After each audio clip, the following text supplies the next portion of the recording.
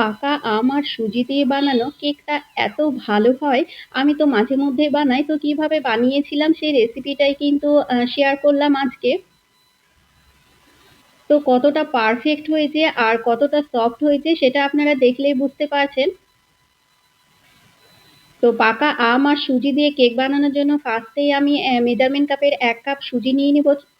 সুজিটা মিক্সিং জারের মধ্যে দিয়ে খুব সুন্দর মতো ব্লেন্ড করে নিতে হবে। মানে একটু ঘুরিয়ে নিয়ে পাউডার বানিয়ে নেব।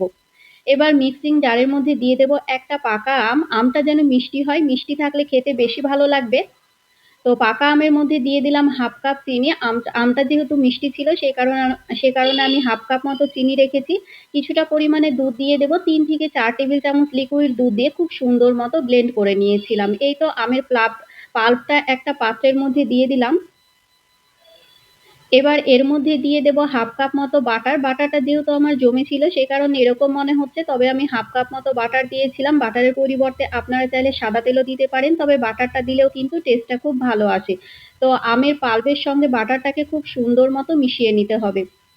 খুব ভালো মতো মিশিয়ে নিয়েছি। এবার আমি সুজিটাকে খুব সুন্দর মতো মিশিয়ে নেব।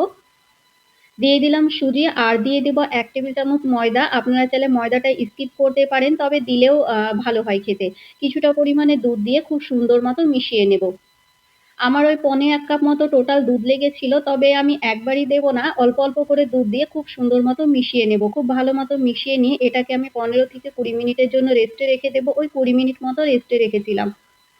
২০ মিনিট পর দেখুন সুজিটা কিন্তু খুব সুন্দর মতো সেট হয়ে গিয়েছে। বাদবাকি দুধটা দিয়ে দিলাম। দুধ দিয়ে আমি আবারও খুব ভালো মতো মিশিয়ে নেব সমস্ত কিছুকে।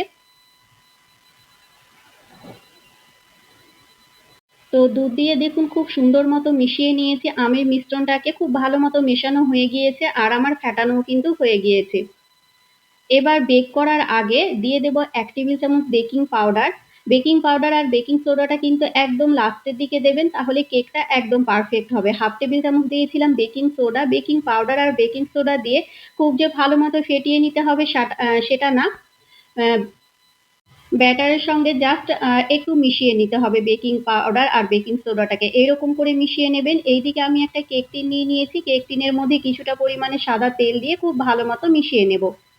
তেলটাকে খুব সুন্দর মতো মিশিয়ে নিয়ে একটা পেপার এভাবে বিছিয়ে দিতে হবে। তো একটা পেপার দিয়ে দিলাম। এবার সমস্ত ব্যাটারটাই আমি দিয়ে দেব। একটু ঝাঁকিয়ে নিতে হবে। যদি কোনো খুব সুন্দর মতো ঝাঁকিয়ে নিয়েছি। এবার এইদিকে আমি একটা কড়াই ৫ মিনিট গ্যাসের আঁচটা হাই ফ্লেম করে দিয়ে প্রিহিট করে নিয়েছি।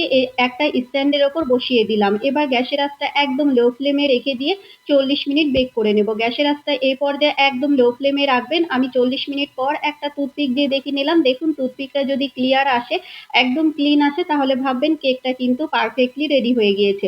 পুরোপুরি ঠান্ডা করে নেব। যতক্ষণ না পুরোপুরি ঠান্ডা হয়ে যাবে ডিমোল্ড করবেন না।